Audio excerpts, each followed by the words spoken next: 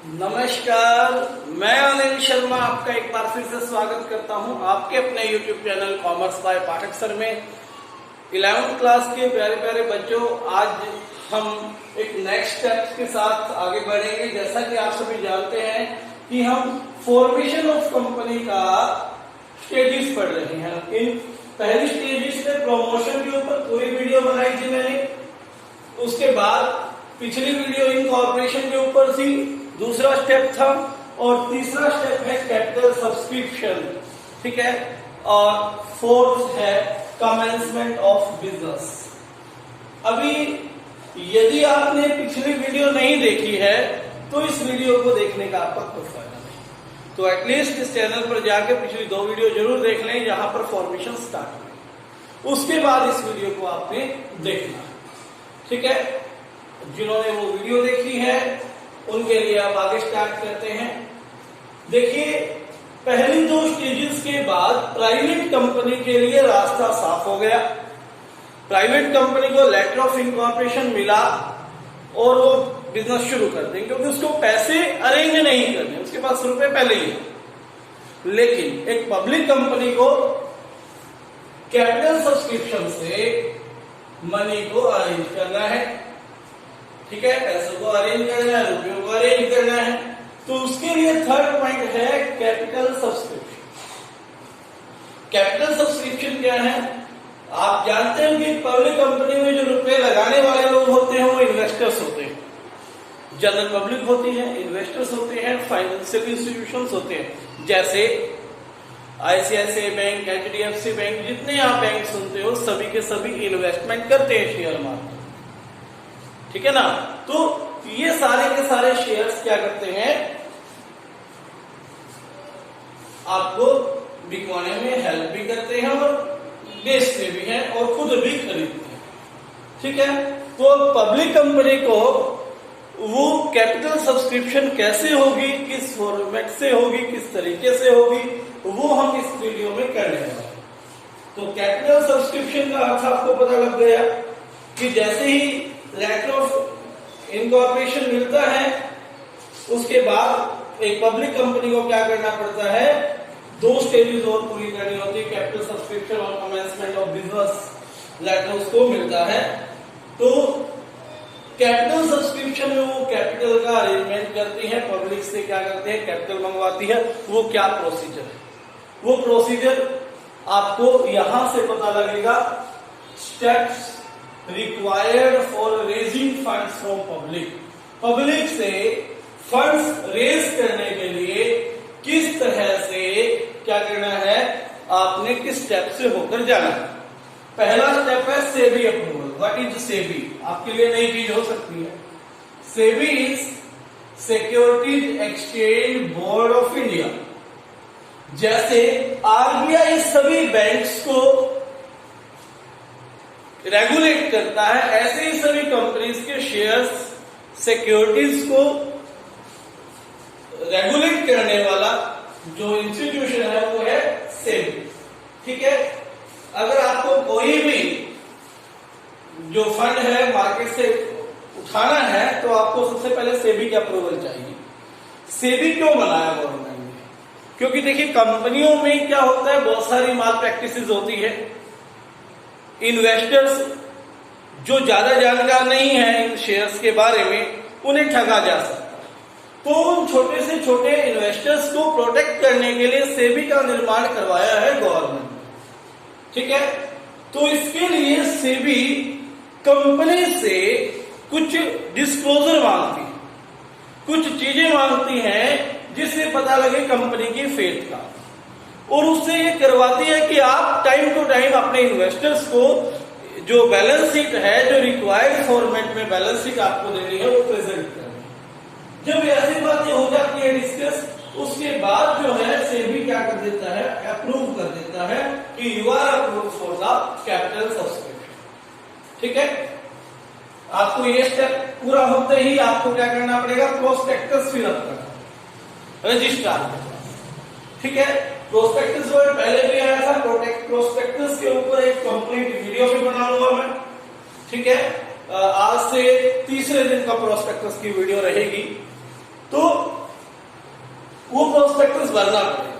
फिलहाल के लिए आप ये याद रखिए कि यदि पब्लिक से पैसे आपने उठाने तो आपको प्रोस्पेक्टस जारी करना पड़ेगा। वो सेम उसी तरह का प्रोस्पेक्टस होता है जैसे कॉलेज में आप एडमिशन लेने जाते हो तो आपको एप्लीकेशन, कॉलेज में एडमिशन लेने का एप्लीकेशन के साथ साथ एक बहुत सी बुकलेट दी जाती है, वो प्रोस्पेक्टस होता है। सेम उसी टाइप की बुकलेट होती है और उसमें एप्लीकेशन लेटर होता है, उन इन्वेस्टर्स को भरना होता है और कंपनी को देना होता है, मतलब पैसा जमा करवाना होता है। तो फिलिंग ऑफ प्रोस्पेक्टस हमारा नेक्स्ट काम रहेगा, जो कि हमें कहां पर जमा करवाना है, रजिस्ट्रार के पास। ठीक है, कंपनी रजिस्ट्रार के पास इसको जमा करवा देंगे। ठीक है, कंपनी रजिस्ट्रार इससे क्यों मांगता है, क्योंकि प्रोस्पेक्टस एक ऐसी चीज है जिसमें जैसे कॉलेज में आप एडमिशन लेते हो तो वहां देखो कि कॉलेज के बारे में सब कुछ लिखा होता है।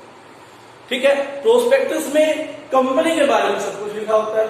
कंपनी में कई चीजें ऐसी हो सकती है जो मिसलीडिंग हो सकती है, जो ऐसी हो सकती है जो कंपनी फेक बना सकती है अगर उसे रजिस्ट्रार के थ्रू क्या करवाया जाए, क्रॉस वेरीफाई नहीं करवाया जाए। इसलिए रजिस्ट्रार इस प्रोस्पेक्टस को क्या करता है, लेता है। ठीक हो गई बात।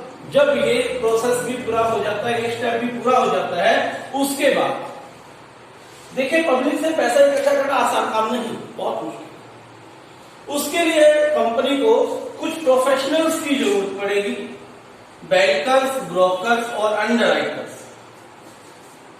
ठीक है, बैंकर्स कौन होते हैं, ये आपके नॉर्मल जो बैंक है, बैंकर्स है, ये कंपनी की तरफ से आपका एक अकाउंट खोल देंगे और लोग आपके अकाउंट में पैसे जमा करवाते रहेंगे, आपको पता लगता रहेगा। ठीक है, कि कितना आ गया, कितनी एप्लीकेशन आ गई, सारा आपके लिए आसानी काम हो जाएगा। दूसरा, ब्रोकर। अगर कंपनी ऐसी है जिसे ये लगता है कि मैं अपने आप सेल नहीं कर सकती, तो ब्रोकर के थ्रू कंपनी सेल करवाएगी। एक ब्रोकर जिसको बिचौलिया टाइप आप कह सकते हो, वो नॉर्मल लोगों से डील करता है आपके शेयर्स बेचने में। ठीक है, ये काम करने वाली कुछ फेमस कंपनी आपको share Khan, angel broking, 5paisa.com, ठीक है, और कई सारी कंपनियां हैं जो ये काम आज कर रही हैं, और इसके साथ साथ बैंक्स भी ये काम कर रहे हैं।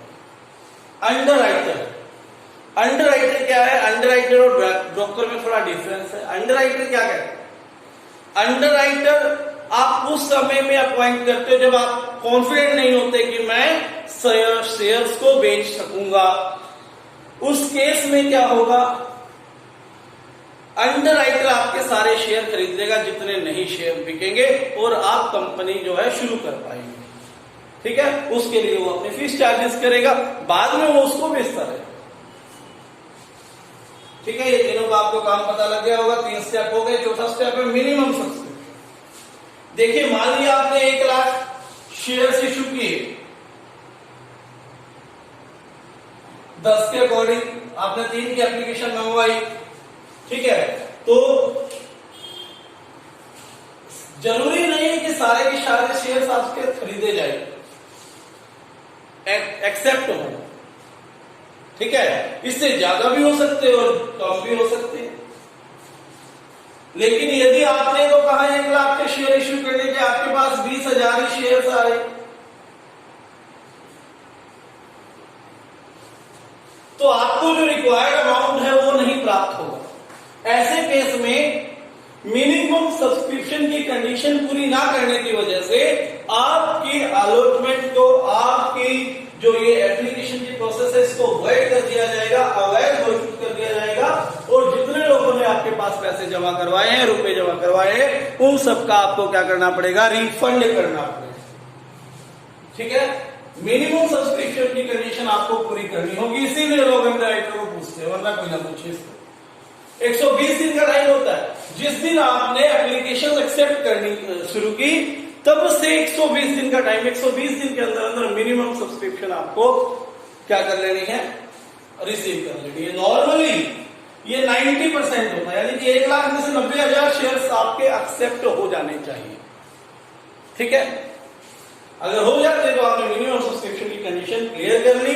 अगर नहीं हुए, इससे कम रह गए, तो आपको क्या करना पड़ेगा, जितने लोगों के पैसे आए ट्रांसफर नहीं करना पड़ेगा, क्योंकि आपने मिनिमम सब्सक्रिप्शन की कंडीशन पूरी नहीं की, आप इस प्रोसीजर को आगे नहीं बढ़ा सकते। ठीक है, उम्मीद करता हूं ये चीजें समझ में आ गई होगी आपको। उसके बाद है application to stock exchange. Bharat की कुछ लीडिंग स्टॉक एक्सचेंजेस का नाम आप सभी जानते हैं, Bombay stock exchange, national stock exchange, ठीक है, दिल्ली स्टॉक एक्सचेंज, ये कई सारी स्टॉक एक्सचेंजेस है जो काम करती हैं हमारे भारत में। सबसे पुरानी बॉम्बे स्टॉक एक्सचेंज 1875 में वो बनी। कंपनी को शेयर इश्यू करने के लिए कम से कम एक स्टॉक एक्सचेंज पर लिस्ट जरूर होना पड़ेगा। उसको लिस्ट करवाने के लिए कंपनी ने एप्लीकेशन लिखी। अगर एप्लीकेशन आपकी एक्सेप्ट हो जाती है, ठीक है, अगर स्टॉक एक्सचेंज आपकी 10 वीक्स के अंदर, कितना टाइम बताया मैंने, 10 वीक्स के अंदर ये एक्सेप्ट हो जाए आपकी एप्लीकेशन, तो आप आगे शेयर्स को अलॉट कर सकते हो। अगर नहीं हुई तो आपको जितने भी पैसे मिले थे 8 दिन के अंदर, ठीक है, 10 वीक्स किसके बाद, मिनिमम सब्सक्रिप्शन के बाद, पैसे रिसीव होने के बाद, लास्ट डेट ऑफ सब्सक्रिप्शन के बाद 10 वीक के अंदर ये एप्लीकेशन आपकी एक्सेप्ट हो जानी चाहिए। हो गई है तो ठीक है, और 8 दिन के अंदर आप अपने पैसे वापस कर देंगे। ठीक है, ये एक्सेप्ट होना बहुत जरूरी है, क्योंकि आपको एक ना एक स्टॉक एक्सचेंज पे जरूर लिस्ट करवाना पड़ेगा। देन ये काम होने के बाद आप शेयर्स को फाइनली अलॉट कर सकते हो। ठीक है, शेयर्स अगर ज्यादा हैं तो आपको प्रोपोर्शनल, यानी कि जिसने 2 लाख के लिए अप्लाई किया था उसको आप 50,000 देंगे, कैसे भी मनाएंगे। जिसको नहीं दिया उसके पैसे तो देंगे ही देंगे, साथ में रिग्रेशन लेटर भी देंगे, भाई हमें खेद है, हम आपको शेयर्स नहीं दे सकते, ठीक है, क्योंकि कंपनी में ओवर सब्सक्रिप्शन हो गया। ठीक है, ऐसे केस में आपने ध्यान रखना है, तो आपने रिग्रेशन लेटर भी भेजना है और उनके पैसे 30 दिन के अंदर क्या कर देने हैं, वापस कर देने हैं। तो ये था भाई आपका जो स्टेप्स हैं फंड्स को रेज करने में पब्लिक से। ठीक है, उसके बाद ये काम हो जाने के बाद कंपनी, पब्लिक कंपनी भी क्या कर सकती है, कमेंसमेंट ऑफ बिजनेस लेटर मिल जाएगा उसको और वो भी कंपनी शुरू कर सकती है काम करना। तो ये स्टेजेस कंप्लीट हो गई। इस चैप्टर में 3 वीडियो और बनेगी, एक मेमोरेंडम ऑफ एसोसिएशन के ऊपर, एक आर्टिकल्स ऑफ एसोसिएशन के ऊपर, एक प्रोस्पेक्टस के ऊपर। ठीक है, फिर ये चैप्टर आपका ओवर है। धन्यवाद।